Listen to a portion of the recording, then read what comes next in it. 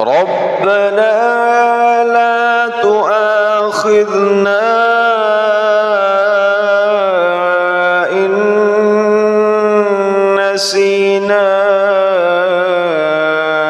أو أخطأنا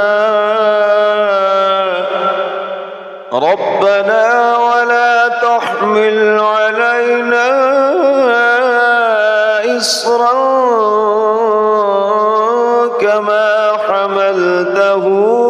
على الذين من قبلنا